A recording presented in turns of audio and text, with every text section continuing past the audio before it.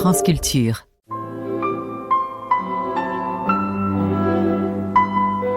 France Culture la nuit, un patrimoine radiophonique.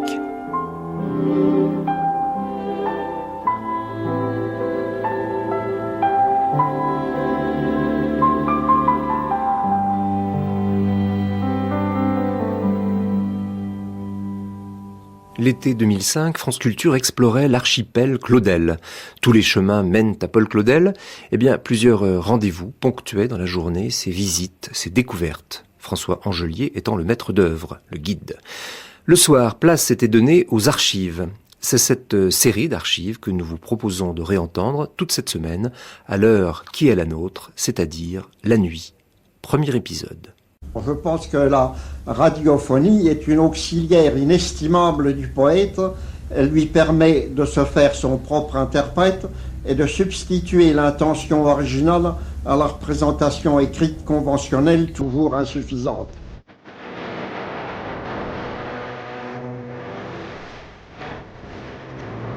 Archipel Claudel, une série proposée par François Angelier.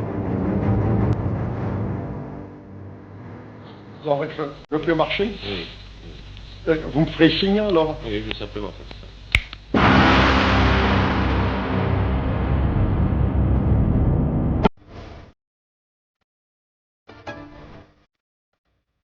Claudel, témoignage. Ce soir, regard critique.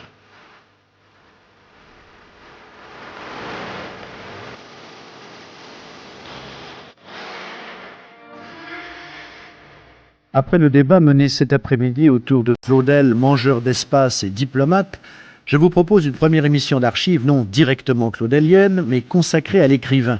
Si Claudel a inlassablement produit, on a également déversé à son propos des flots d'une encre parfois grasse et surtout des torrents de paroles, le plus souvent laudatives, en tout cas passionnées.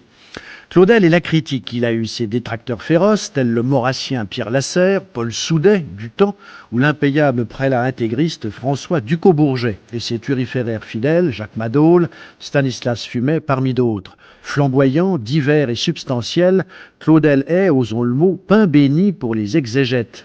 Mais avant cela, et pour faire suite à de trop rares souvenirs diplomatiques, écoutons un de ses grands amis, Henri Opnaud, évoqué en mars 1965, leur inénarrable amitié au Brésil, où ils furent en poste avec Darius Milhaud pendant la Première Guerre mondiale. J'ai eu le privilège, au début de ma carrière, de me trouver pendant 10 mois au Brésil, le collaborateur de Paul Claudel. J'ai raconté ailleurs la légation assez singulière et fort peu orthodoxe que nous formions, lui, Darius Milhaud et moi-même.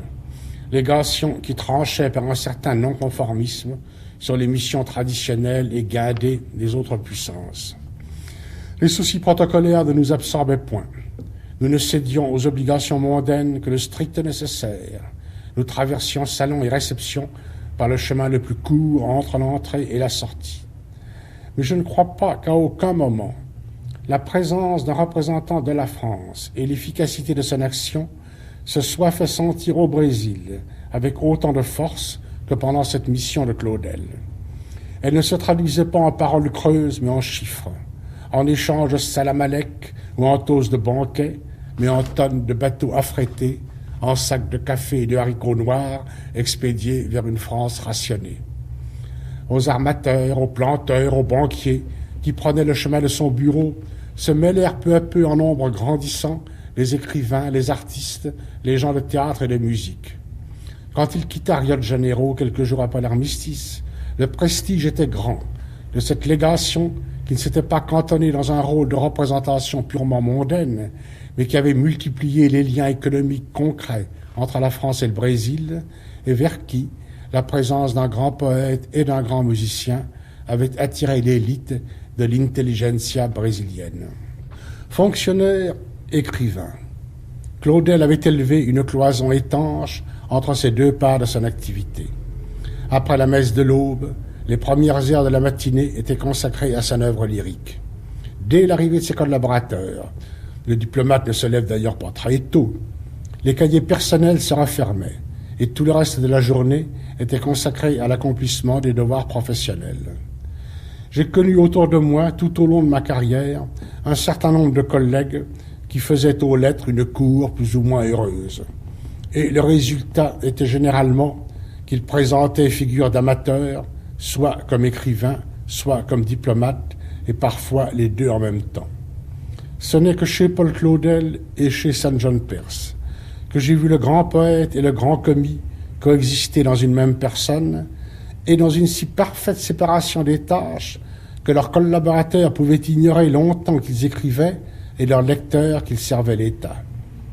Et je n'ai vu personne s'acquitter avec une conscience plus scrupuleuse, un soin plus méticuleux des tâches les plus infimes ou les plus ingrates qu'impose la servitude administrative que ces deux fonctionnaires modèles qui furent les deux plus grands écrivains de notre temps. Après Henri Opnaud, place maintenant aux critiques. Le feu sera ouvert, et avec quelle ardeur, par Max-Paul Fouché, qui, le 17 août 1948, initiait le public de l'Alliance française aux robustes vertus du claudélisme. C'est un constructeur énorme, et c'est une sorte de vivant colossal. Il y a en lui, je ne sais quel athlétisme. Lorsqu'on le rencontre, et là je ne peux pas faire autrement qu'évoquer un souvenir. J'ai rencontré notamment Claudel quelques mois après la libération de la France, à un déjeuner où j'étais convié par des amis communs. Je n'avais jusqu'alors jamais rencontré Paul Claudel. Et j'étais frappé de voir cet homme qui avait à ce moment-là 77 ans, de voir l'extraordinaire force physique, ce sentiment de force physique qui se dégageait de sa personne. Il était là dans un fauteuil tapis, puissant, prêt à bondir, avec quelque chose de taurin, malgré son grand âge. C'était extrêmement impressionnant. Je me souviens aussi de l'étonnante conversation qu'il tint pendant tout le repas, non moins que de son singulier appétit. L'appétit de Claudel, je crois que je n'en connais qu'un autre, enfin, qui puisse lui être comparé, c'est celui d'André Gide. Mais c'est tout à fait différent. Lorsqu'on apporte un plat à André Gide, il en prend d'abord très très peu. Du bout des lèvres, il le goûte. Puis il est mis en confiance, il appelle alors à ce moment-là la domestique et prend à peu près tout ce qui reste sur le plat. Mais il goûte d'abord. L'appétit de Claudel, ou tout au moins l'appétit que j'ai vu à Claudel, est tout à fait différent. Claudel ne s'amène pas, ne va pas vers les plats comme un vieux renard, pas du tout. Non, non, il y va carrément, un peu comme un taureau qui fonce, et c'est carrément qu'il se sert. Eh bien, tout au moins, c'est l'impression qu'il m'a donnée ce jour-là. Je puis me tromper, mais je trouve que ce petit détail caractérise assez bien les deux hommes, l'espèce de précaution, de manque d'aventure, de suspicion qu'il y a toujours dans Gide. On ne part qu'à bon escient, on ne se laisse entraîner qu'après mûre réflexion. Voilà quelque chose qui n'est pas du tout claudélien à coup sûr. Quelqu'un un jour a dit de Claudel que c'était un grand barbare chrétien. Eh bien, je trouve que l'expression est tout à fait remarquable. Il y a de ça chez lui. Et si vous pouviez voir de votre place cette photographie, je vous la ferai circuler tout à l'heure, c'est Claudel à 50 ans, n'est-ce pas? Le torse dénudé, voyez-vous, absolument carré. Il s'est fait photographier le torse nu, le torse fort avec une pilosité très remarquable. Enfin, les poils sont en nombre, n'est-ce pas? On pense un peu à je ne sais quoi, à certains dictateurs qui se faisaient photographier le torse nu au milieu de marais qu'on venait d'assécher. Il a tout à fait l'air d'un travailleur des champs et en même temps d'un athlète. C'est là cet athlétisme dont je vous parlais tout à l'heure. Nous verrons tout à l'heure que cet athlétisme a dans l'esprit, dans l'intelligence et le génie claudélien son répondant. Oui, c'est un homme en tout cas qui est d'une force sur ses pieds singulière. La solidité de ce monde, dit-il, la solidité de ce monde est la matière de ma béatitude. Eh bien, voilà une belle phrase, une phrase claudélienne par excellence. La solidité de ce monde est la matière de ma béatitude. Il y a de tout chez Claudel. Je vous parlais tout à l'heure de cette conversation. J'aurais aimé qu'on l'enregistrât plutôt que m'enregistrer aujourd'hui. Car véritablement, cette conversation à bâton rompu était une des choses les plus extraordinaires qui fut. Il nous décrivait la libération de Brangles, l'endroit où il s'est retiré, comme je vous le disais tout à l'heure, et il nous parlait des FFI, des troupes françaises de l'intérieur qui libéraient le pays. avec beaucoup d'enthousiasme, quand soudain il s'arrêta, il dit « Mais au fond, est-ce qu'ils étaient baptisés ?» Cette question à brûle-pourpoint est extrêmement claudelienne, n'est-ce pas? C'est tout à fait le genre de conversation qu'on peut avoir parfois avec Claudel, où lorsqu'on arrive sur les sommets, soudain il stoppe, n'est-ce pas? Il freine, enfin il s'arrête pile, si vous voulez, sur les quatre pattes, allais-je dire. Pas du tout, s'il m'entend en ce moment, ça doit être drôle. Eh bien, et soudain dit une chose que l'on n'attendait absolument pas à l'improviste et qui est parfois absolument énorme. Par exemple, dans un de ses textes, qui est un des plus beaux textes, un texte sur la cathédrale de Strasbourg, il parle de l'Alsace avec couverte de neige, comme une immense nappe sur laquelle la cathédrale est posée. Et après cette dizaine de pages d'un lyrisme absolument extraordinaire, comme seul Claudel peut en avoir, il s'arrête et il dit « Et Freud ?» Et Freud. On ne sait pas très bien ce que Sigmund Freud vient faire dans cette chose, mais ce qu'on sait, c'est qu'immédiatement, Claudel commence, alors part sur une autre voie, et dit à propos de Freud des choses qu'un écolier ne dirait pas. D'une épaisseur et pourquoi pas, il faut bien le dire, d'une sottise absolument incommensurable. Aussi incommensurable que le reste était incommensurablement beau et puissant. Il y a des choses comme ça que Claudel n'a pas du tout comprises, qu'il n'a pas encore comprises. La guerre d'Espagne, par exemple, eh bien, il n'a pas compris. Il n'a pas compris exactement de quoi il retournait en Espagne, et c'est ainsi que l'attitude d'un François Mauriac vis-à-vis de la République espagnole le met chaque fois qu'on lui en parle dans une fureur noire. Je crois qu'il faut à Claudel un certain nombre d'années pour comprendre les choses de cette espèce, et le nombre d'années sur certains problèmes n'est pas encore assez grand pour qu'il soit arrivé à bien les comprendre. Il y a chez lui une sorte de comique, d'ailleurs, singulier, un comique qui provoque, n'est-ce pas? Il aime beaucoup s'avancer à la façon d'un éléphant dans un magasin de porcelaine, et surtout lorsqu'on ne l'attend pas. Lorsqu'on lui pose des questions, il répond toujours d'une façon, très souvent, pas toujours, mais très souvent d'une façon provocante, et c'est ainsi qu'un jour où on lui demandait ce qu'il fallait penser, après tout, de Stendhal, il répondit « Ah, moi, je préfère Eugène Sue ». Eugène Sue, je ne sais pas si vous le savez, c'est un feuilletoniste, c'est un homme qui écrivait des histoires dans les bas de journaux, n'est-ce pas? Et ainsi de suite, et ainsi de suite. C'est une personnalité qui, dans tous les sens, porte des branches, se multiplie non seulement dans le poétique et dans le mystique, mais aussi dans le comique, dans la sensualité également, dans le tragique, dans toutes les directions. Il y a une chose étonnante lorsqu'on le voit, lorsqu'on l'écoute et aussi lorsqu'on le lit et lorsqu'on suit ses articles dans les journaux, dans les quotidiens, car il y écrit assez souvent, somme toute. On a l'impression d'un homme qui est, si vous voulez, en prise directe avec la vie, n'est-ce pas? Et chez qui il y a une espèce de violence physique permanente. Tout est mouvement, dit-il, tout est mouvement. C'est ce qu'il écrit dans l'art poétique. Tout est mouvement, eh bien, tout est mouvement, c'est vrai, et c'est vrai à l'image de Claudel. Nous comparions l'année dernière Péguy à une sorte de pèlerin ou de troupier qui s'en allait le long des routes françaises et particulièrement sur la route de Chartres. Vous vous souvenez de ce que je disais? Si j'essayais maintenant de trouver une image qui représentât Claudel, je dirais qu'au fond, Claudel, ce n'est pas un troupier qui s'en va ou un pèlerin, mais c'est une tribu en marche, toute une tribu. D'ailleurs,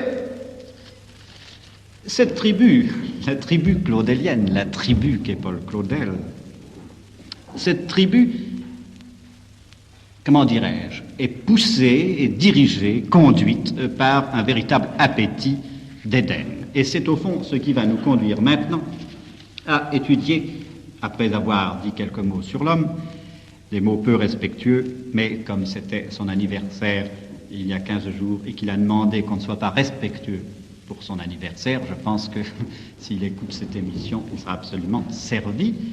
Et je crois qu'il y a un respect bien supérieur au respect ordinaire. Le respect ordinaire est toujours une chose qui montre un éloignement, un écartement, en tout cas une distance, au lieu que parler comme je l'ai fait. Je voudrais que ça me témoignât à l'égard de cet immense poète que d'un très vif respect et d'une sympathie indiscutable. Claudel, cela ne vous étonnera pas, après ce que nous venons de dire de l'homme, a fait alliance avec les éléments. avec ce qu'on pourrait appeler au fond la matière première du monde. La nuit, la terre, la mer, tout cela l'emplit de joie, une espèce de joie orgiaque même. Mais vous allez me dire, voilà qui n'est pas absolument catholique, pas absolument dans le dogme, fidèle au dogme, il y a plutôt une sorte de paganisme. Eh bien oui, mais ce paganisme, Claudel l'a exorcisé. Vivre, dit-il, est une chose étonnante, une chose puissante. Voilà, si vous voulez, le premier credo de Claudel. Voilà d'où il part. D'une sorte de goût et de passion intense pour la vie, pour tout ce qui constitue l'univers, pour tout ce qui constitue le monde, pour les éléments, pour la matière première, si vous voulez. Oui, mais ce goût pour les éléments, pour la matière première, pour la vie, ce goût, eh bien, n'empêche pas, en dépit de la joie qu'on peut recevoir, n'empêche pas qu'il y ait le néant, qu'il y ait la mort. Si l'on regarde le monde, certes, si l'on regarde le monde, si l'on regarde l'univers, si l'on regarde la création, bien sûr, on peut en éprouver une joie intense. Mais à trop regarder la création, à trop regarder le monde, à trop regarder l'univers, bientôt on s'aperçoit que toutes les choses s'effacent et laissent la place à une sorte de vertige, à une sorte de vide, non pas à l'être, mais au non-être. Et c'est ainsi que dans les premières œuvres de Claudel, on trouve ce sentiment extrêmement sombre du non-être dans la ville qui est l'une de ses premières œuvres. Dans la ville, un personnage qui s'appelle Bème répète un peu à la façon d'une litanie cette seule phrase « rien n'est, rien n'est, rien n'est ». Et au fond, c'est Claudel qui a parlé du bagne matérialiste. Le bagne matérialiste, au fond, c'est le monde matériel dans lequel nous sommes condamnés à vivre. Mais après avoir été à la fois passionnés et joyeux du monde, et en même temps désespérés par le néant que l'on sent derrière le monde, il fallait au fond une sorte de conclusion, si vous voulez, il fallait que tout ça puisse s'entendre à l'intérieur de cet homme, et c'est là que la conversion de Claudel au catholicisme, ou plus exactement, sa marche vers un catholicisme de plus en plus fort, de plus en plus décidé, est venue apporter la solution. Il faudra que Claudel gagne la joie. La joie, ce n'est pas ce qui est drôle, la joie, c'est ce qui donne à l'âme son entière puissance. Il faudra que Claudel atteigne à ce qui caractérise son lyrisme au plus haut point, qu'il atteigne à une sorte de jubilation solaire. Jubilation solaire, une sorte de jubilation solaire. J'emprunte cette expression à l'un des plus grands critiques de poésie contemporain, à l'ancien critique de poésie de la Nouvelle Revue Française, à Gabriel Bounour. Eh bien, une sorte de jubilation solaire, cette expression de Gabriel Bounour, me paraît tout à fait remarquable pour indiquer à quoi Claudel est arrivé. Mais comment est-il arrivé là? C'est ce que nous allons essayer de comprendre.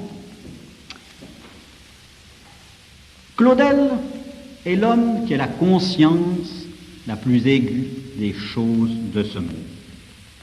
Or, les choses, dit-il, les choses ne trompent pas. Ce qu'il faut, c'est savoir ce que les choses veulent dire. Écoutez-le. Il n'y a pas une séparation radicale entre ce monde et l'autre. Les choses sont réellement une partie, au moins, de ce qu'elles signifient. Or, pour Claudel, toutes les choses vivent en Dieu. Elles vivent en Dieu, et si vous voulez, toutes les choses sont une image, sont des images partielles de Dieu. Aussi, le poète, si véritablement il est conscient de l'existence des choses, sera-t-il mené fatalement vers la conscience la plus totale de Dieu. Si vous voulez, Claudel est à la fois un mystique et un réaliste. Mystique et réalisme, voilà, si vous voulez, ce dont se compose toute la poésie et toute la pensée de Paul Claudel. Si je dois la résumer brièvement, ce qui est le cas ici, c'est bien ce qu'il faut dire. Mysticisme plus réalisme égale Paul Claudel, si vous voulez, pour simplifier à l'extrême. Ou bien, pour aller plus loin, nous dirons que le génie de Claudel est un réalisme mystique, c'est-à-dire, encore une fois, comme nous le disions tout à l'heure, que les choses existent pour lui et que ce sont les choses et l'existence des choses qui le conduisent vers Dieu. Voyez-vous comme c'est intéressant, parce que on voit à ce moment-là que Claudel ne ressemble au fond ni à un mystique pur comme Saint Jean de la Croix, dont je vous lisais tout à l'heure un texte, ni à Saint Jean de la Croix, ni à Rimbaud, ni à un poète pur, si vous voulez, comme Rimbaud. Saint Jean de la Croix, c'est le mystique qui brûle le réel, qui brûle toute chose pour arriver à Dieu. Rimbaud, c'est le poète qui, dans un mouvement de révolte, jette le monde au loin, se révolte contre le monde. De deux façons différentes, Saint Jean de la Croix et Rimbaud récusent, rejettent ou brûlent le monde, brûlent le réel. Claudel, c'est tout à fait différent. Lui ne brûle pas le réel, lui ne se révolte pas contre le monde, il essaye au contraire de prendre le monde, de saisir le monde, pour organiser le monde et pour, dans cette organisation du monde, voir la preuve de l'existence de Dieu. Si vous voulez, loin d'écarter, de rejeter le réel, Claudel assume, prend sur lui, groupe en lui tout le réel. Il a le sentiment du spirituel, comme un mystique, si vous voulez. Il a le sentiment du spirituel, mais le spirituel, il le trouve dans le sensible, dans ce qui tombe sous le sens. Et rien n'est plus évident lorsqu'on lit certains de ces textes. Oui, je vais vous lire plutôt un fragment de la messe là-bas, un fragment qui s'appelle Introïte. Mais avant de vous le lire, je vous donnerai encore cette explication. Nous venons de dire que Claudel est quelqu'un qui a le sens du réel, qui ne brûle pas le réel, qui ne se révolte pas contre le monde, qui au contraire se saisit du monde pour aller vers Dieu. Cependant, il y a un moment où le monde lui paraît absolument transparent, où il se sent pris d'un certain vertige et où il sent à nouveau le néant. C'est à ce moment-là qu'intervient pour Claudel la grâce céleste. C'est à ce moment-là que Dieu, au fond, comble Claudel, pourrais-je dire. Eh bien, c'est ce qu'on sent dans un poème comme celui que je vais vous lire, dans l'introïte de la messe là-bas. Une fois de plus, l'exil. L'âme toute seule, une fois de plus, qui remonte à son château. Et le premier rayon du soleil sur la corne du Corcovado. Tant de pays derrière moi commencés sans que jamais aucune demeure s'y achève. Mon mariage est en deçà de la mer, une femme et ses enfants que j'ai eus en rêve. Tous ces yeux où j'ai lu un instant qu'ils me connaissaient, tous ces gens comme s'ils étaient vivants que j'ai fréquentés, tout cela est pareil une fois de plus à ces choses qui n'ont jamais été. Ici, je n'ai plus comme compagnie que cette augmentation de la lumière, la montagne, qui fait un fond noir éternel, et ces palmiers dessinés comme sur du verre. Et quand la création, après le jour sans heure, se condense une fois de plus du néant, fidèle à l'immense quai, chaque soir, je vais revisiter l'océan. La mer et ce grand campement tour à tour avec 1 million de feux qui s'allument. L'Amérique avec toutes ses montagnes dans le vent du soir comme des nymphes couronnées de plumes. L'océan qui arrive par cette porte là-bas et qui tape contre la berge haute sous le ciel chargé de pluie de toutes parts, ces chandelles de 50 pieds qui sautent. Mon esprit n'a plus de repos que la mer, c'est la même douleur démente. La même grande tache de soleil au milieu sans rien, et cette voix qui raconte et qui se lamente. Voici la contagion de la nuit, qui gagne tout le ciel peu à peu, le jour après 6 jours qui fait 7 et pas un qui ne me rapproche de Dieu. Quand mes pieds connaîtront le repos, quand mon cœur aura fait alliance avec la nuit, qu'est-ce qui commencera pour toujours aussitôt que tout sera fini? Est-ce que je verrai quelque chose pour moi dans le ciel se dédoubler comme les feux qui marquent l'entrée d'un port, ou cette étoile près de la croix du sud qu'on appelle Alpha du Centaure? Un peu plus loin, ce chaos de feuilles et de fougères dans le soleil, ce séjour de ma 50e année. Ce ne serait pas plus difficile, rien qu'à l'œil en se fermant, de l'abolir que ce ne fut de la patrie où je suis né. Ce serait ce village jadis aimé qu'en naissait ce charmant sourire, que ce ne serait pas plus difficile aux yeux, en se fermant, d'en faire pour toujours un souvenir. Plus loin encore, ce mot qui est comme le consentement à la mort, votre présence au-delà de toutes les images. Ce n'est pas payer trop cher de mourir, mon Dieu, afin que vous existiez davantage. Mon Dieu, pourquoi m'avez-vous repoussé, mon âme, pourquoi êtes-vous triste? Que me veut cet ennemi en moi qui s'attarde et qui résiste? À l'heure où les grands palmiers se réveillent, tout ruisselant de la rosée matinale, et l'on voit une raie d'or la mer au bout de la chaussée coloniale. De ce qui n'était que beauté pour passer à ce qui est amour, il faut profiter de cet appel qui précède celui du jour. Voilà certes une pensée absolument claudélienne. De ce qui n'était que beauté pour passer à ce qui est amour, il faut profiter de cet appel qui précède celui du jour. Je ne peux pas vous lire tout ce poème qui est trop long, mais vous voyez l'ampleur. Surtout, ce qu'il faut voir, c'est que Claudel, la poésie claudélienne, se meut d'une façon permanente dans un monde de correspondance. Vous vous souvenez ce que nous disions il y a une semaine sur le sonnet des correspondances de Baudelaire? Eh bien, on pourrait le reprendre, mais sur un autre plan, sur un autre ton, à propos de Claudel. Pour Claudel, voyez-vous, toutes les choses sont liées, toutes les choses s'organisent. Il n'y a rien qui soit indépendant. Il n'y a rien qui existe en soi, ni qui existe pour soi. Tout existe dans l'ensemble, dans le tout, dans l'univers. Et ce que veut Claudel avant tout, c'est arriver avec chaque chose à restaurer l'univers dans sa totalité. Et c'est pourquoi on a pu dire que Claudel était le poète du monde. J'ai reçu le privilège, dit-il, j'ai reçu le privilège de rassembler dans mon esprit toutes les figures. Et encore, aucune chose me reste plus seule, mais je l'associe à une autre dans mon cœur. Voyez-vous, comme Claudel est au fond, comment dirais-je, une sorte de grand rassembleur de la terre et de Dieu.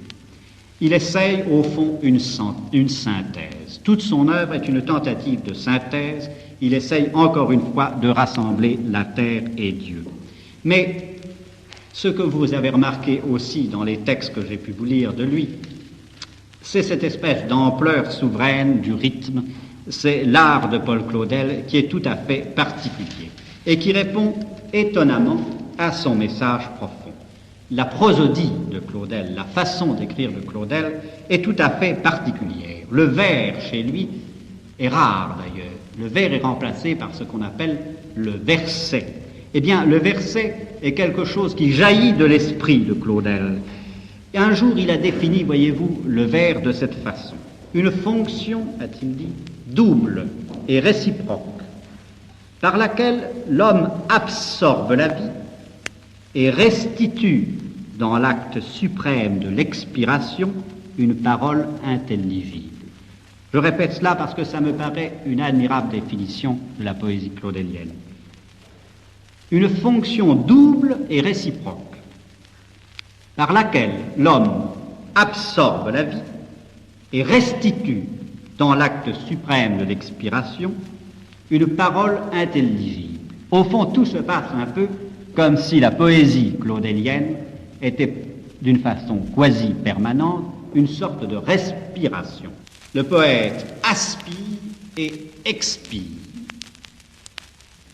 appelle en lui le monde et l'univers, et chaque aspect et chaque objet et chaque chose du monde, et rejette, si vous voulez, expire l'expression de ce qu'il a aspiré profondément. Le poème est donc, la poésie est donc pour Claudel, le vers est donc pour Claudel, une fonction double et réciproque par laquelle l'homme absorbe la vie et restitue dans l'acte suprême de l'expiration une parole intelligible. Eh bien, c'est ce qui vous explique que Claudel, que toute la poésie claudélienne donne à cet aspect de poésie presque orale, de poésie presque parlée. C'est une poésie d'effusion à certains moments, où toutes les fantaisies sont permises, où les humeurs du poète passent et qui se permet parfois d'être une sorte de grand discours et de discours presque prophétique.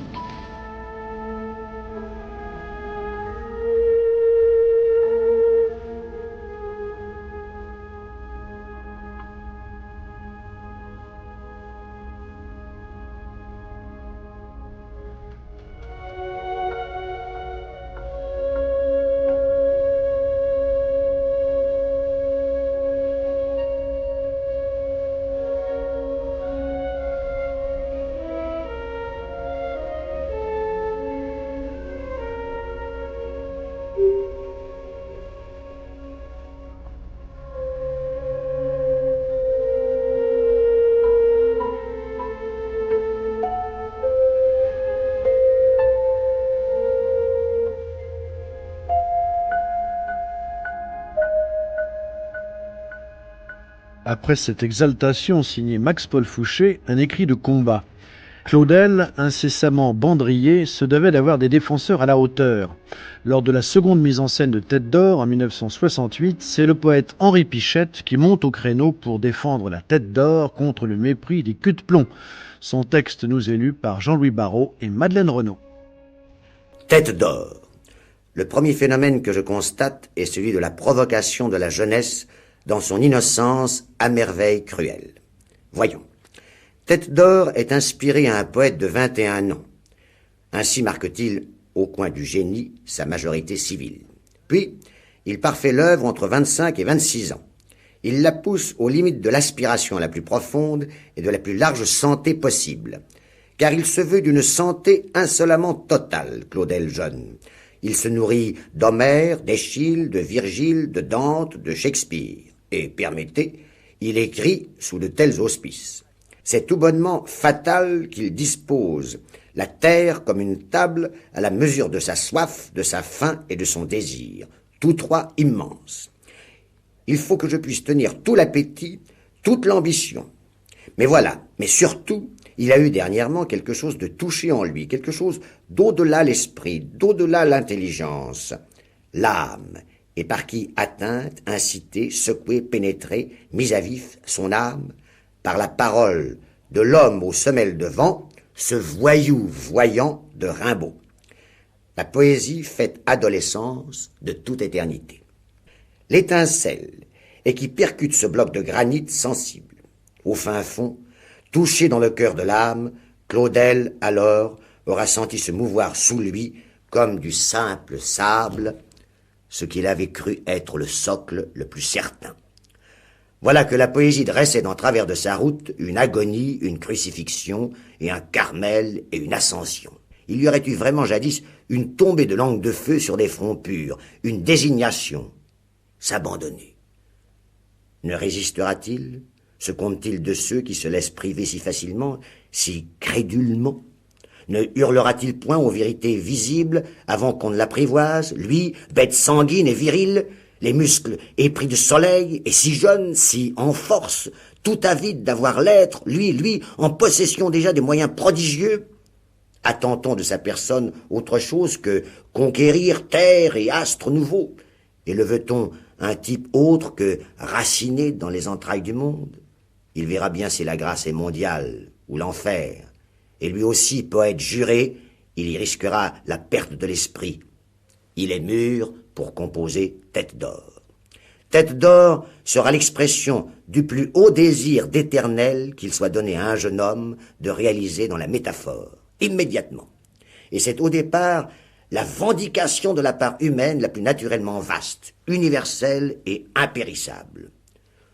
Fouillez mon cœur, et si vous y trouvez rien autre qu'un désir immortel, jetez-le au fumier et qu'une poule l'emporte au bec. Je ne viens pas ici avec une pensée vile. Ainsi Claudel fit-il parler son héros. Nous sommes avertis.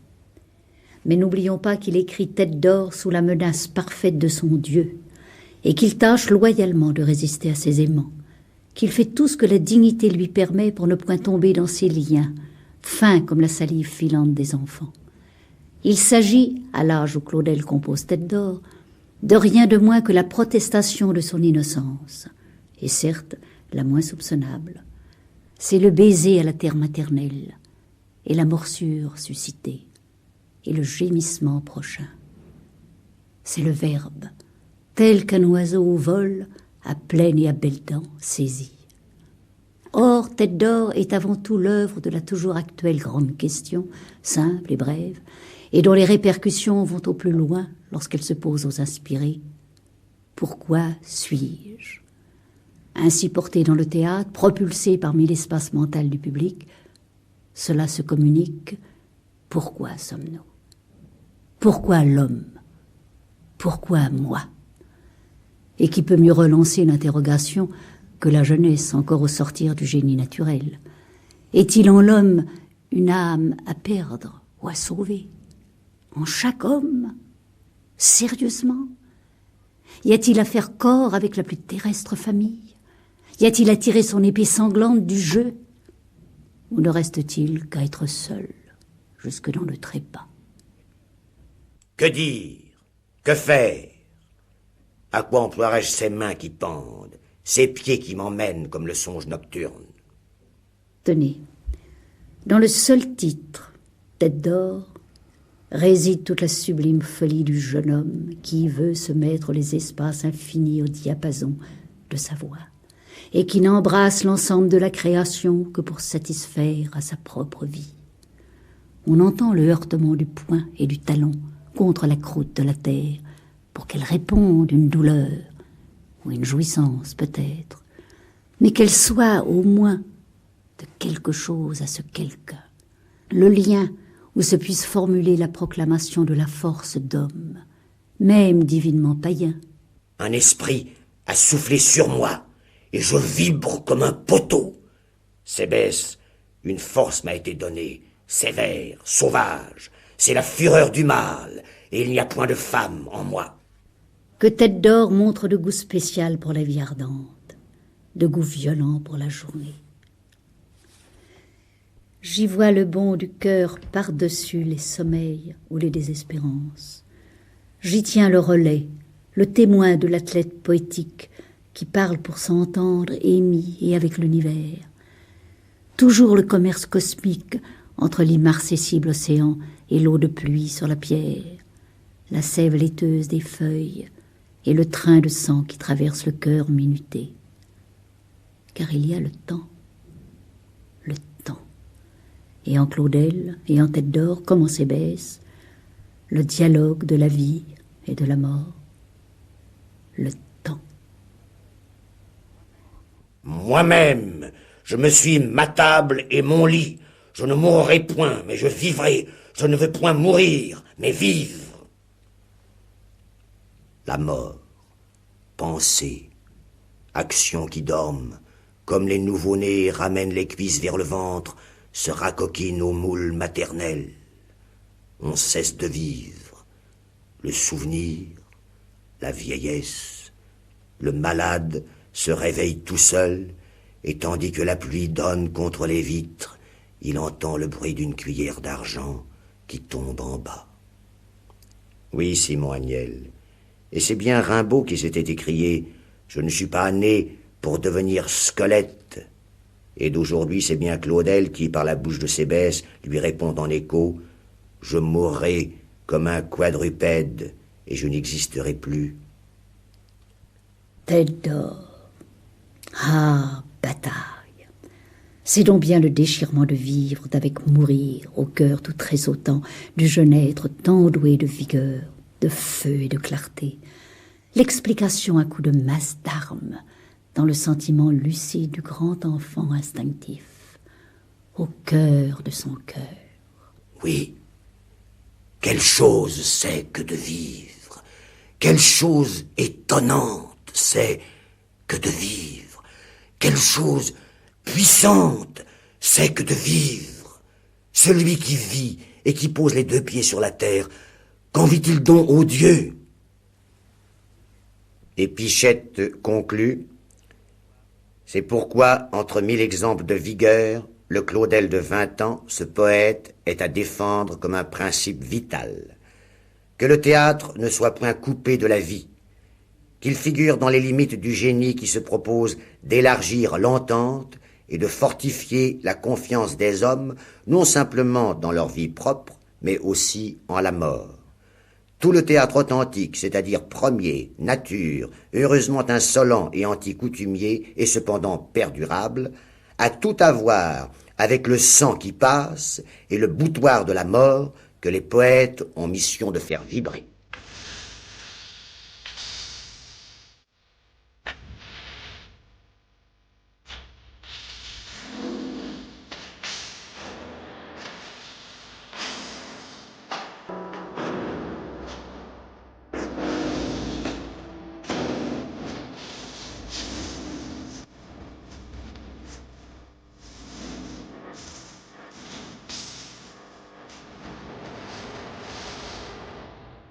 Tous les chemins mènent à Claudel, même les plus curieux, même les plus tordus. En témoigne l'aventure du converti André Frossard, qui fit longtemps au Figaro, tel Claudel, cavalier seul. Ma foi, peut-on le dire sans s'exposer au pire, c'est le Canard enchaîné qui m'a rendu claudélien.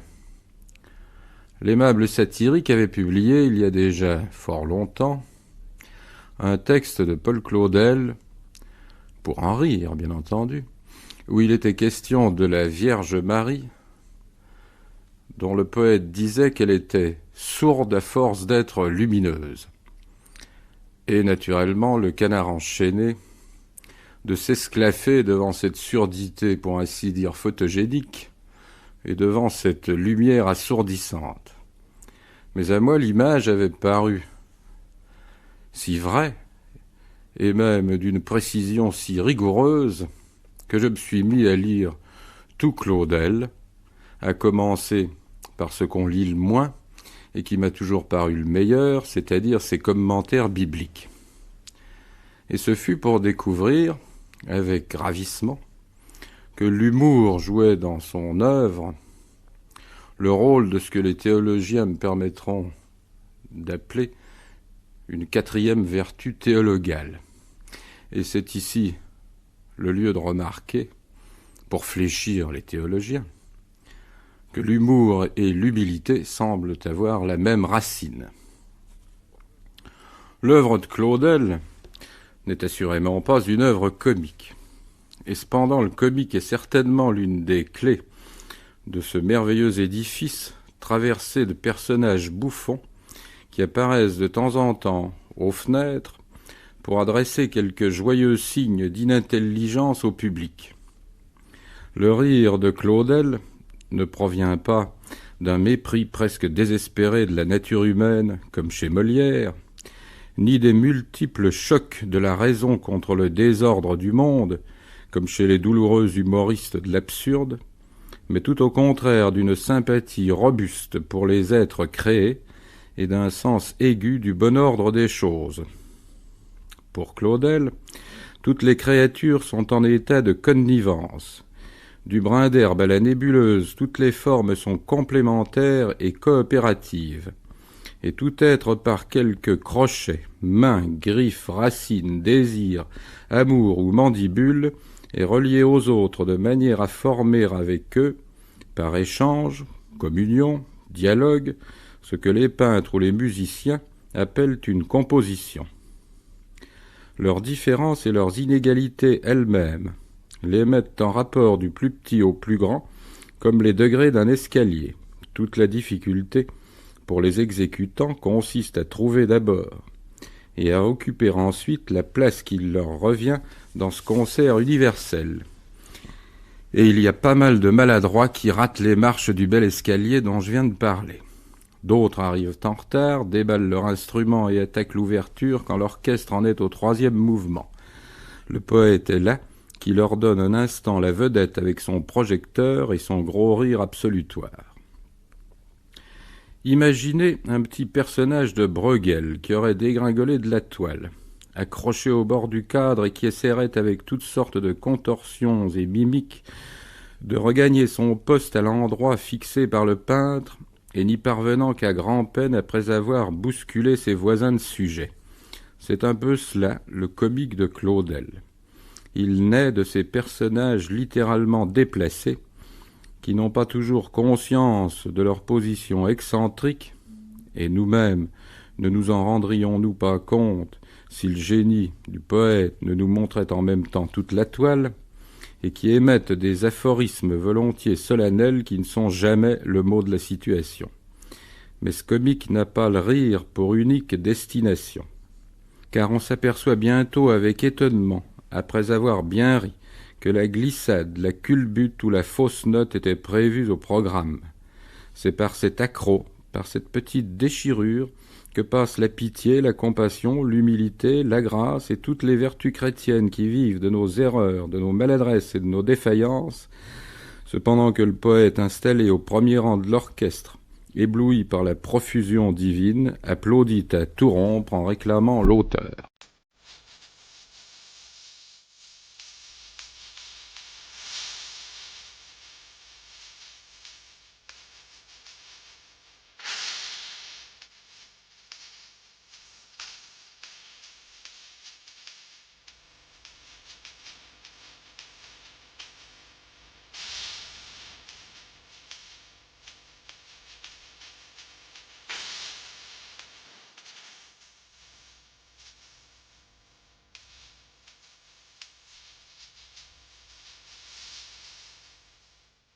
Si le premier turiféraire de Claudel fut le normalien catholique Jacques Madol, qui publia successivement Le Génie de Paul Claudel en 1933 et Le Drame de Paul Claudel en 1936, toutes les grandes plumes catholiques de la critique vinrent livrer leur vision du poète de Brangue, faire Claudel comme on fait un sommet ou un désert. 3 témoignages vont suivre, émis par Stanislas Fumet, le fondateur du Roseau d'Or, une revue où parut partiellement et tout d'abord Le Soulier de satin, Albert Béguin, l'exégète du romantisme allemand, grand amateur de Balzac et lecteur de Léon Bloy, et Henri Guillemin, qui mena à Claudel la vie dure, celle d'un altéré de vérité et grand déboulonneur de statues. Stanislas Fumet. Je l'ai aimé à la première lecture, avant la guerre de 1914. J'étais enfant. Tête d'or, puis La Ville, L'Échange. Ensuite, ce furent les 5 grandes odes et la cantate d'été. Ça m'a paru tellement un idéal que j'ai renoncé à écrire en vers libre. Claudel avait fait mon œuvre, pensais-je, sur ce terrain-là. C'est à la poésie de Claudel que je dois d'avoir écrit en prose. En 1921, à la suite d'une lettre où je lui demandais de se définir, il m'avait écrit de Copenhague ce qu'il pensait être comme poète. Mon ambition est d'être le réunisseur du ciel et de la terre, comme ces anciens czars qu'on appelait les assembleurs de la terre russe, le conciliateur des 2 mondes. On a répété depuis assez souvent à son sujet qu'il voulait être ce rassembleur. Et c'est peu de temps après que je l'ai connu à Paris, à son retour de Copenhague. Nous avions été lui rendre visite, ma femme et moi, et je ne sais plus où. À partir de ce moment, quoique nous voyions assez peu, Claudel passait rarement à Paris, nous devînmes très profondément amis, à un double titre, religieux et littéraire. Nous sommes les premiers, je pense, à avoir lu le manuscrit du Soulier de satin en 1924. Nous avions fondé le Roseau d'Or, Jacques Maritain, Henri Massis, Frédéric Lefebvre et moi, et Claudel précédemment nous avait parlé de ce drame énorme, dans le goût espagnol, que devait être le soulier de satin. Ma femme apprit, nous étions en vacances à ce moment-là, que le manuscrit était tapé et qu'un exemplaire, pour nous, restait chez l'auteur. Elle alla le chercher et sur le champ, l'œuvre la transporta. Elle revint à Orsay, où nous étions en villégiature, et me dit « Tu n'as jamais vu une œuvre pareille, ça dépasse tout ce qui existe en ce moment en littérature, en peinture, en musique. » C'est surtout la première journée, avec sa poésie baroque incomparable, qui la réjouissait. Claudel ne nous autorisait à publier dans le premier numéro des Chroniques du Roseau d'Or que cette première journée. Je dois dire que lorsqu'elle parut, les écrivains qui mettent Claudel si haut furent désorientés. C'est le moins que je puisse dire. Gide, son journal en fait foi, trouvait le soulier de satin lamentable. Gide n'était plus à cette époque-là le critique génial des débuts. À force de résister à la lumière, Gide était de moins en moins pénétrant. Pour moi, la gloire, ou la prétendue gloire de Claudel, qui s'identifie trop avec la célébrité, n'est pas digne de lui. Sa vraie grandeur est d'une autre nature, sa valeur réelle, à mon avis, d'une autre qualité. On comprend peu le Claudel des exégèses, le Claudel des interrogations suprêmes. Ce n'est pas un homme de lettres. Ce n'est pas un homme, disait Charles Albert Saint-Gréat, c'est un astre. J'avais dit à Claudel, si vous entrez à l'Académie, je ferai pour la première fois un article contre vous. Claudel se plaignait d'être resté incompris très longtemps. Mais en 1912, nous parlions de lui comme d'Eschyle ou de Shakespeare. Aujourd'hui, il devait se contenter d'une réputation d'un autre genre, d'être l'égal de Jean Giraudoux, d'Henri de Monterland, de Marcel Pagnol. Moi, ça m'afflige.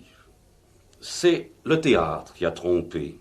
Et le théâtre de Claudel n'est pas tout Claudel, ou plutôt, Claudel n'est pas qu'un auteur dramatique, c'est l'homme poète de la création, c'est le rassembleur des deux mondes, le ciel et la terre, c'est le rénovateur du langage humain en français, puisqu'il s'agit, comme il l'a écrit, du latin de Paul Claudel à la fin du XIXe et dans la première moitié du XXe siècle.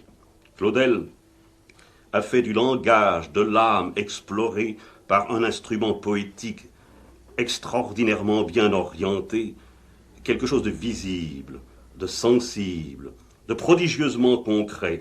Et, à l'inverse de Victor Hugo, auquel on le compare si naïvement, ce n'est jamais le mot qui engendre sa poésie. Le mot ne vient que pour incarner la chose poétique. Voilà la substance de l'art de Paul Claudel. C'est de l'être sous des images, c'est de la vérité sous des formes qui ont la vie de l'esprit, et ça se communique au style.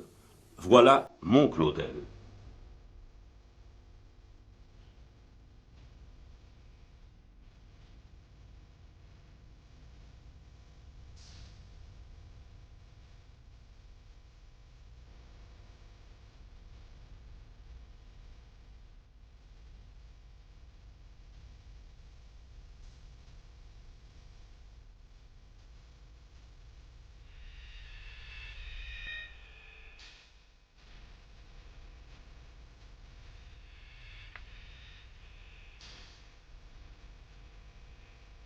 Albert Béguin. L'installation de Claudel et de son œuvre dans la gloire de ces dernières années ne doit pas nous faire oublier ce qu'a été l'apparition de l'œuvre de Claudel, à partir de Tête d'Or, avec les premières pièces de l'Arbre, avec ensuite les grands poèmes, les grandes odes. Un choc formidable a été donné aux générations qui étaient les générations sans doute héritières de Baudelaire, de Verlaine, de Rimbaud, comme Claudel l'était lui-même, mais baignées aussi dans quelle littérature parisienne.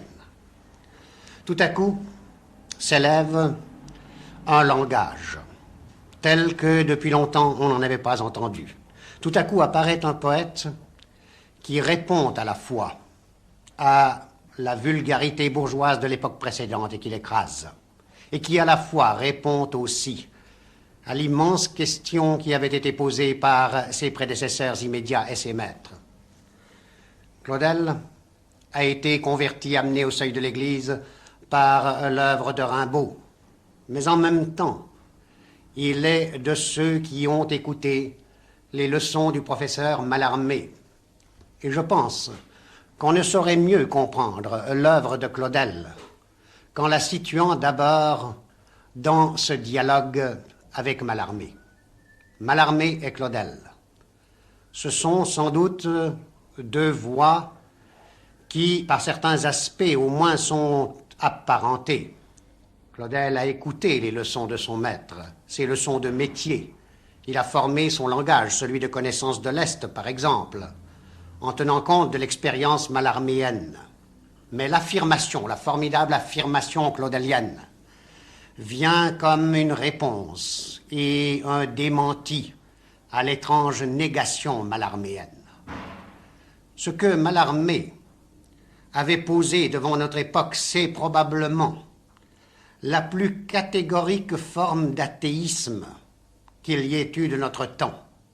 L'athéisme mallarméen est plus radical, plus complet, plus total que ne l'est celui-là même de Nietzsche. L'entreprise de Mallarmé est une entreprise par le langage, de désincarnation, de destruction du créé, de suppression des existences individuelles, que ce soit celle des choses, que ce soit celle des êtres. Et face à cette opération magique, étrange, séduisante, fascinante, que Claudel a connue et comprise, face à cette négation-là, l'œuvre de Claudel se pose comme son exact contraire. Le langage, tout aussi magique, tout aussi puissant avec Claudel, est un langage d'incarnation. L'acte du poète, de ce poète que Claudel appelle le rassembleur de la terre de Dieu, est un acte d'éloge de la création. Là où Mallarmé détruisait, Claudel répond « Ces choses sont, et elles sont savoureuses, et il est beau qu'elles soient ». Au début de l'œuvre claudélienne, il y a ainsi une possession des choses charnelles, des choses terrestres. Et l'on peut dire qu'il y a d'abord chez Claudel lui-même une présence qui est une formidable présence charnelle. Claudel, c'est cet homme robuste et avide, aussi vorace que pouvait l'être Victor Hugo, qu'il aimait si peu et auquel il ressemblait tant. Comme Victor Hugo, il a dévoré les choses qui peuvent se dévorer, les choses savoureuses. Et puis est venue la conversion claudélienne. Et ce même acte de dévoration des choses de la terre est devenu un acte assez différent, l'acte d'admiration des choses telles qu'elles se posent dans leur harmonie, telles qu'ensemble elles constituent une musique, une symphonie.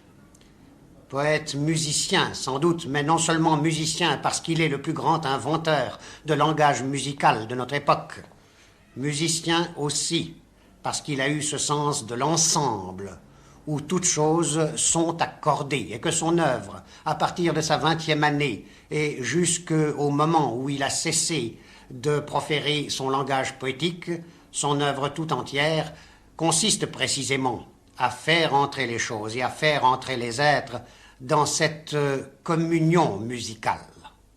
Et c'est pourquoi aussi Claudel, le poète, essentiellement poète, a été tout aussi essentiellement un homme de théâtre. Claudel, on a dit souvent qu'il était un poète qui écrivait des pièces que l'on ne pourrait pas jouer, qui n'étaient pas théâtrales. Elles ne le sont pas, en effet, dans le sens où le théâtre bourgeois était théâtral, parce qu'elles posent les êtres, les personnages, dans une relation qui n'est plus cette relation anecdotique où la technique théâtrale trouve son jeu normal. Elle les pose dans une relation essentielle. Les personnages, a dit quelque part Claudel, si je me rappelle bien, sont ensemble sur le plateau parce qu'ils ont à faire ensemble, parce que leurs destins sont liés, parce que le théâtre commence là où les hommes sont en communauté, où ils dépendent les uns des autres par des liens mystérieux. Là, pourrions-nous dire, où comme les choses dans la poésie de Claudel, les êtres humains entrent dans la vaste symphonie divine et sont comme les notes complémentaires qui composent ce discours musical, discours tenu par Dieu lui-même avec ses créatures. Et le poète est celui qui fait des créatures comme il a fait des choses, des formes de la terre, les éléments, les notes, les thèmes de ce discours divin brouillé à la conscience humaine habituelle, mais dont le poète seul retrouve la clé et la juste lecture.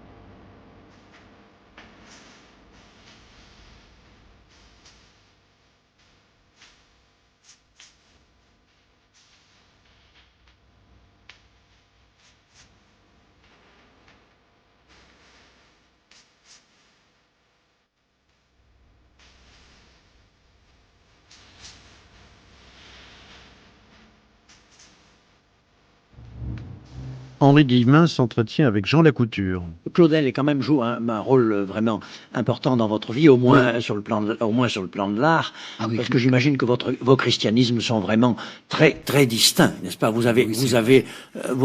regardez la montagne Dieu pas du tout du même horizon, n'est-ce pas, ou du même point. C'est-à-dire qu'il était très respectueux de l'Église et qu'il était même, prosterné devant le pape. Vous savez bien que c'est Francis qui a raconté que quand il avait été invité par c'était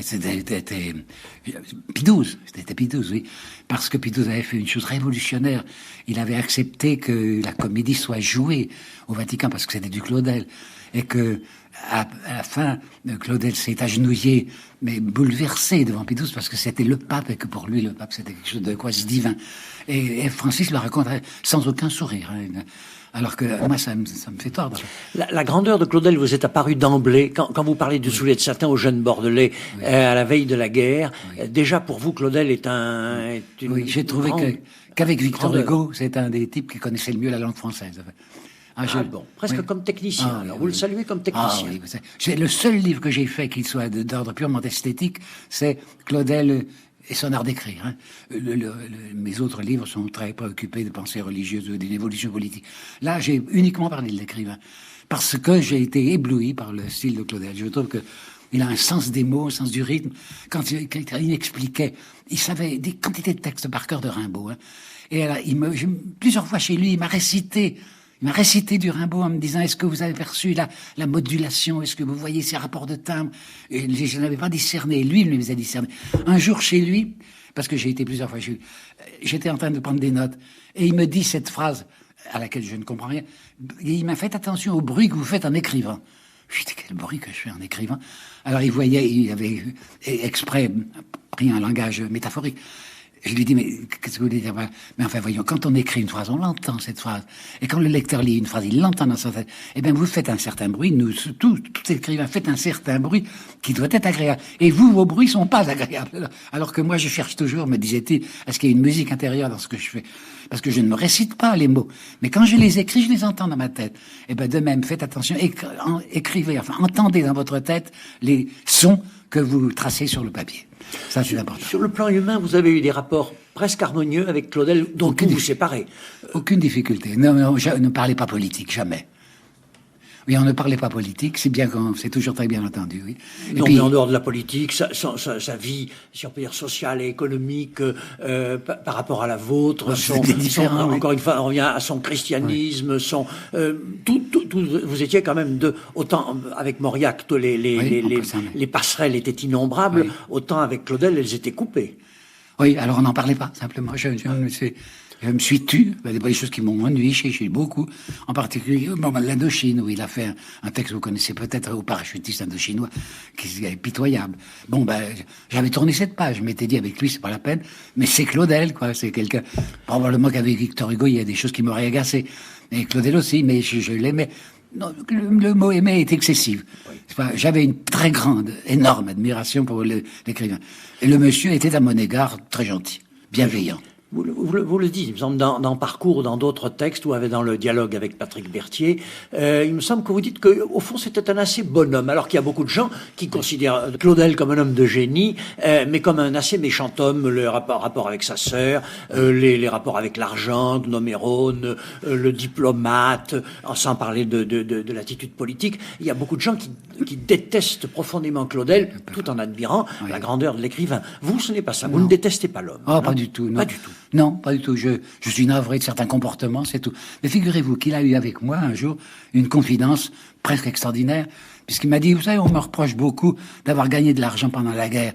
Alors, je ne disais rien. Il me dit, Nomérole. Il m'a dit, et puis il a prononcé un chiffre. Il m'a dit, oui, c'est vrai, pendant la guerre, j'ai gagné 700 000 francs, qui était peut-être de l'argent allemand. Mais enfin, qu'est-ce que vous voulez? Alors, il fallait que ces ouvriers cessent de travailler. Et c'est là où je me suis... Oui, j'ai dit un mot, j'ai dit, mais, monsieur l'ambassadeur, il y a une différence. Ces ouvriers étaient obligés de travailler pour vivre, tandis que ce n'était pas nécessaire pour vous. Ah, mais vous allez trop loin, me dit-il, comme ça. Ah, vous allez trop loin. Mais il m'avait dit qu'il avait gagné 700 000 francs, qui était de l'argent allemand, quoi, puisque Nomérone continuait à faire des moteurs d'avion pour l'Allemagne. Et il est resté. Seulement, c'était Claudel, et vous savez ce qui s'est passé. Hein. Tous les procès, soi-disant de collaboration économique, ont tous abouti à des non-lieux, tous. On n'a jamais puni personne de ce point de vue-là. De même, les amiraux, enfin, tous ceux qui ont...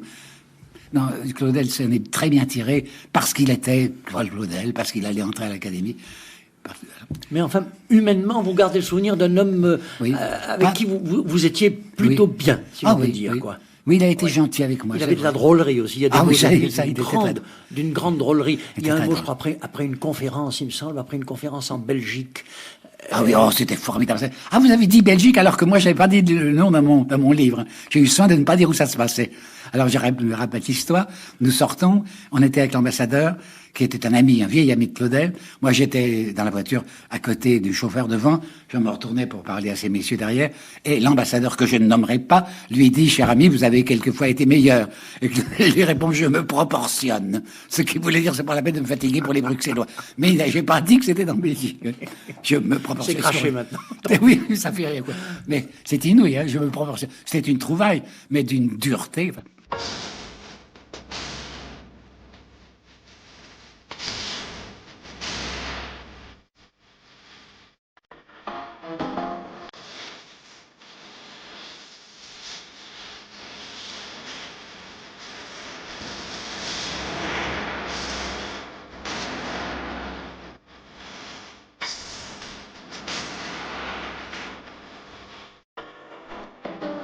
Claudel, plus intime. C'est celui qu'a tenté d'évoquer Henri Mondor, grand médecin, académicien et grand malarméen, donc grand claudélien. Eh bien, j'ai quelques difficultés à retrouver, en effet, la date de la première commotion, car il y en eut une. Et d'autre part, je ne faisais absolument pas partie de chapelle littéraire. J'étais à ce moment-là interne des hôpitaux. Et je crois que c'est la lecture d'une revue qui s'appelait L'Ermitage, avec un titre où l'on peut voir une sorte de prémonition ou une sorte de prophétie. C'est dans une revue qui s'appelait L'Ermitage que j'ai découvert des poèmes de Claudel. Le premier, Les Muses, qui est la première des 5 grandes odes, et le second, un poème des vers en exil, duquel j'ai retenu toujours un quatrain qui m'a beaucoup plu, que j'ai sans doute communiqué à beaucoup de personnes, et que vous connaissez certainement, vous qui êtes poète. C'est celui-ci. Ni le jeune désir, ni la raison qui ruse, ni la chimère ainsi qu'un cheval ébloui ne m'ont été loyaux et sûrs, tout m'a trahi, et ni mon lâche cœur ne m'a servi d'excuse. J'avais beaucoup aimé ces vers, et dans le poème des Muses, j'ai trouvé que personne n'avait parlé d'elles comme lui. Quand il les évoquait, il leur donnait les noms les plus agréables, il les appelait les chastes sœurs, il les appelait les vierges vibrantes, il les mettait sur le même rang, la rangée des sœurs éloquentes, où il les appelait encore au conseil secret des nymphes intérieures. Et c'est ainsi que je crus découvrir, en effet, un des très grands poètes imminents. Oui, et il semble que vous ayez été vraiment ébloui, car il y a une part dans votre livre qu'on pourrait appeler une part d'anthologie personnelle. Vous donnez envie de lire ou de relire Claudel. Mais il nous faut passer à votre découverte de l'homme. Et par un biais, si vous voulez bien, dans le même temps, ou à peu près que vous découvriez l'œuvre, vous faisiez l'acquisition de bustes de Camille Claudel, la sœur du poète, l'élève de Rodin. Et dans votre livre, il y a un intérêt qui n'est pas le moindre, et qui touche là vraiment à l'intime du poète, c'est que, me semble-t-il, plus qu'aucun autre biographe, vous vous interrogez sur, c'est le titre d'une de vos collections chez Gallimard, la vocation du poète et surtout sur la part que cette sœur extraordinaire a pu y avoir. Je le crois. Je crois que Camille Claudel, qui avait 4 ans de plus que Paul Claudel, a été très influente. Il l'a à peu près reconnu, puisqu'il a dit cette superbe jeune fille, je la revois dans tout l'éclat de son génie et de sa beauté, et aussi dans l'ascendant, souvent cruel, qu'elle exerça sur mes jeunes années. Je crois que ce souvent cruel intriguera beaucoup les scoliastes à venir. Elle était sculptrice de très bonne heure. Elle obligeait Paul Claudel à la ravitailler en anglaise, en argile. Elle a dû lui montrer très tôt une sorte de fougue créatrice, indomptable, car c'est elle qui conduisit sa famille à Paris.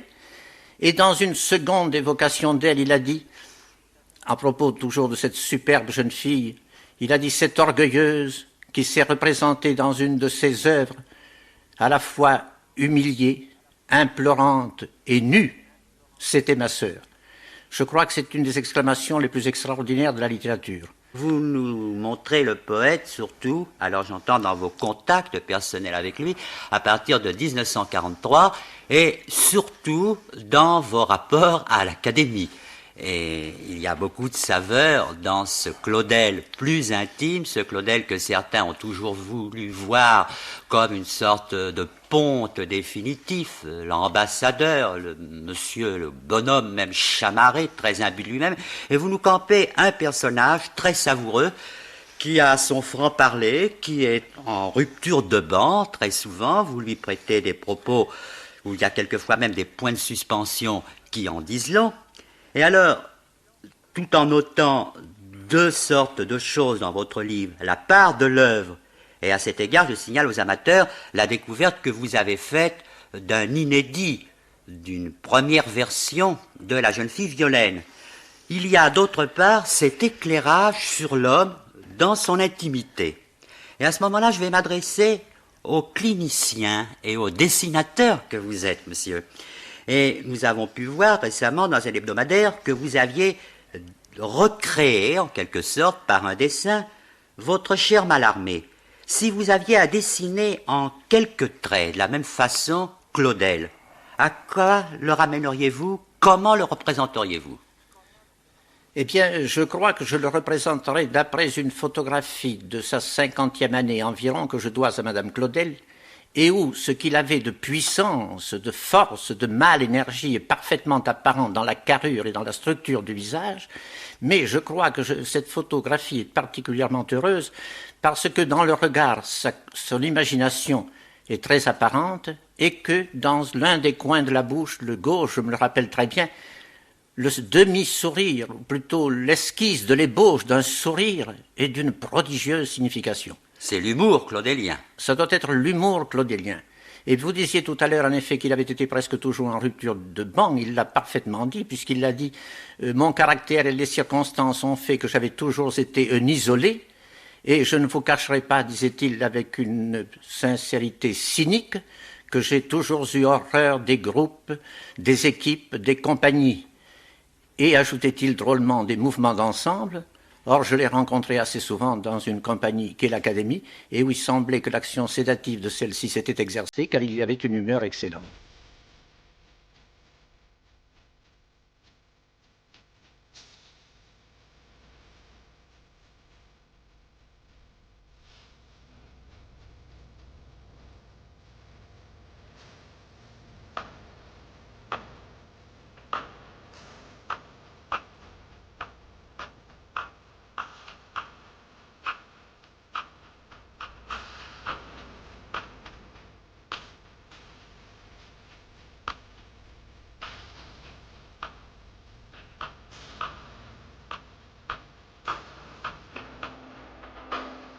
On n'est jamais aussi bien ou aussi mal servi que par les siens, ceux du premier cercle, ceux de sa famille.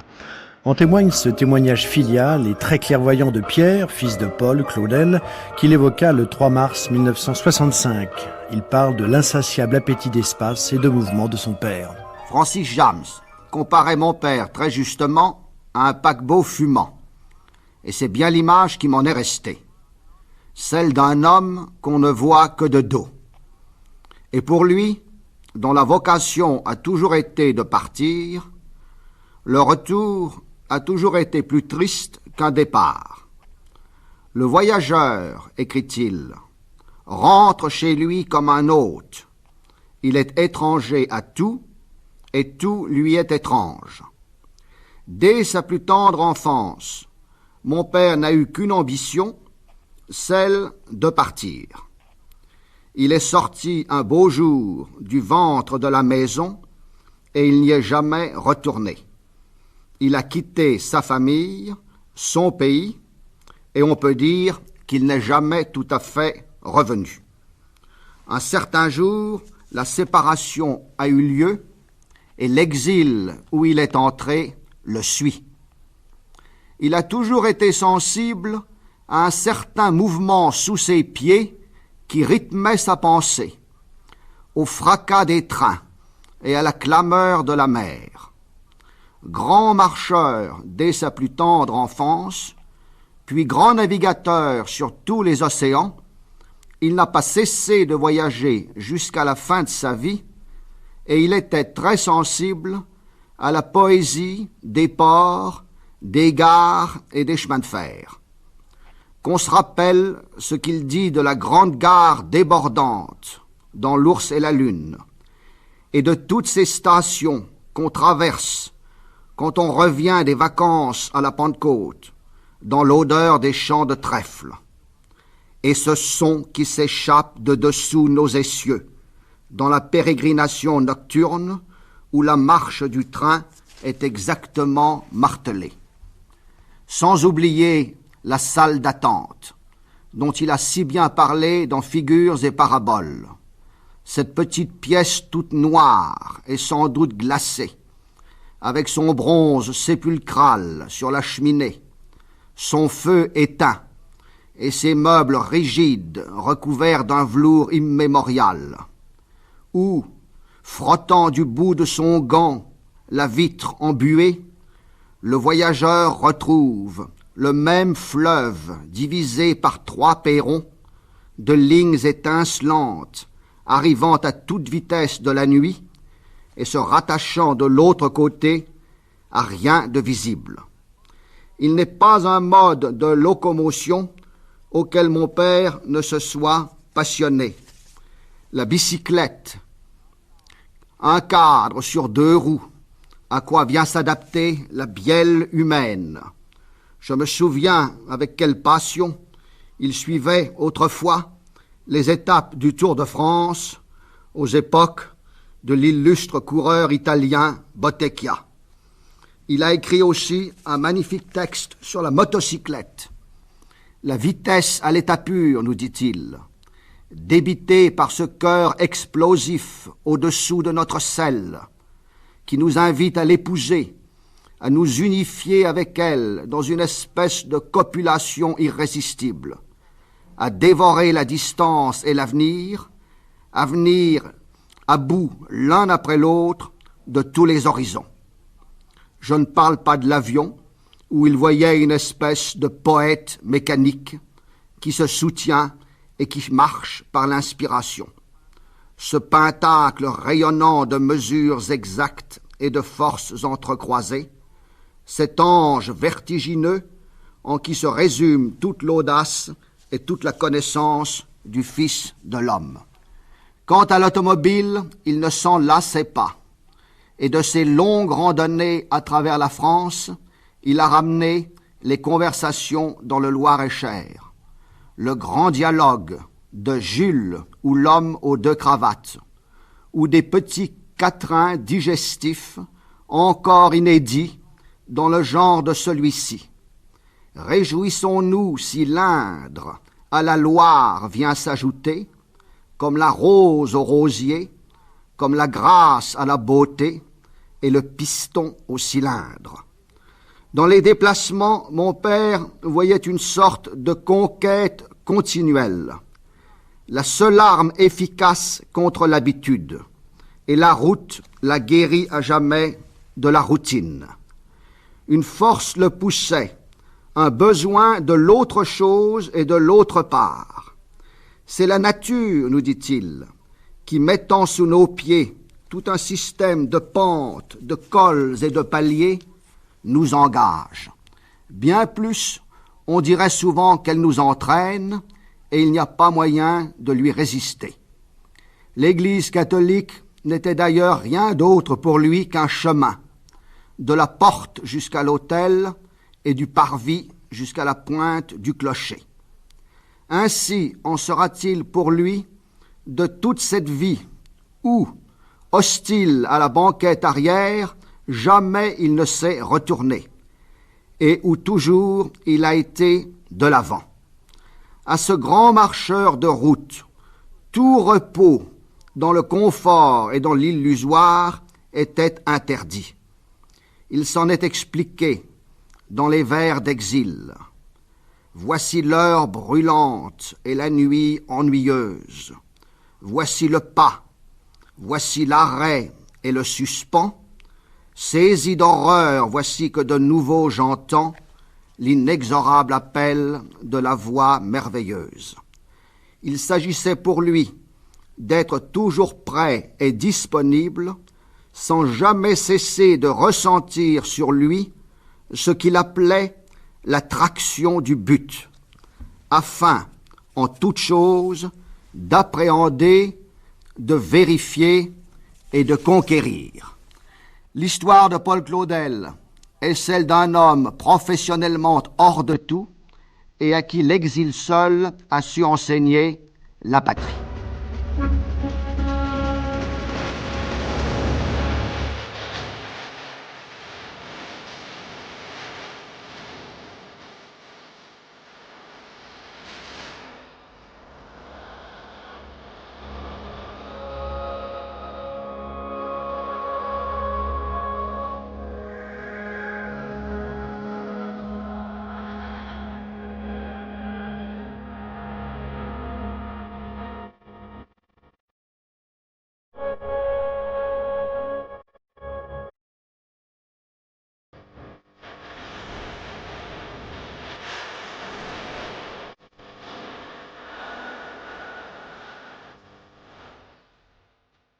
Terminons avec l'intervieweur interviewé, Jean Amrouche, dont la voix se fera souvent entendre au long de nos émissions.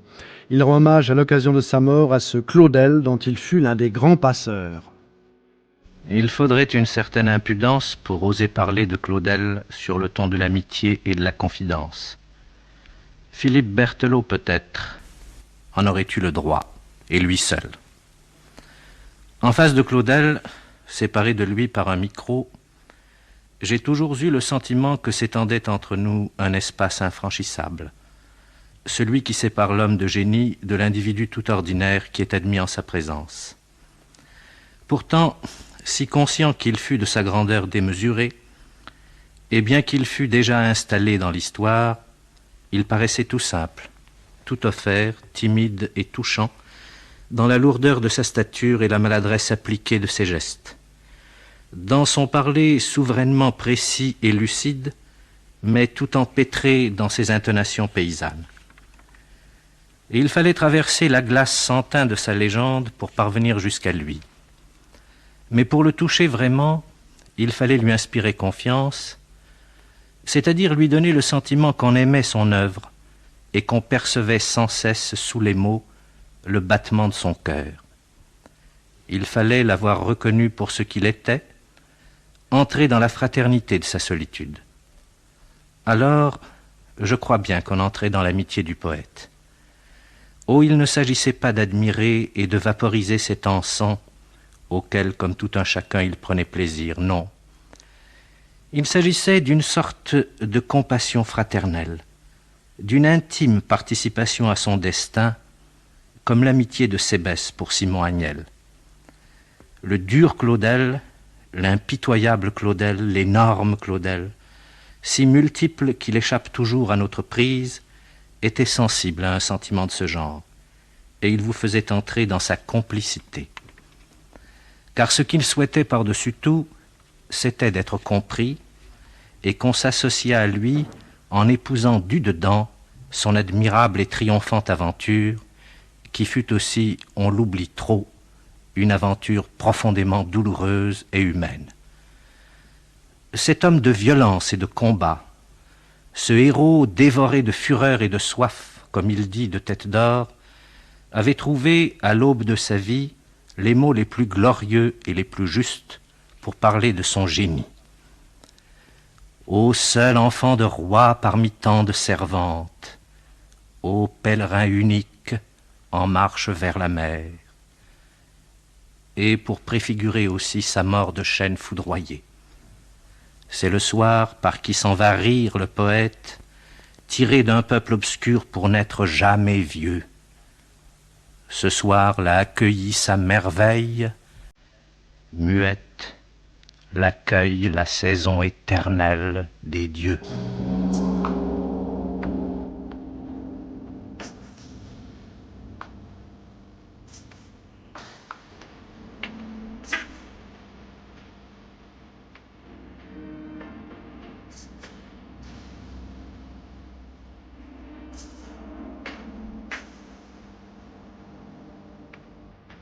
C'est avec la voix de Jean Amrouche que s'achève cette émission.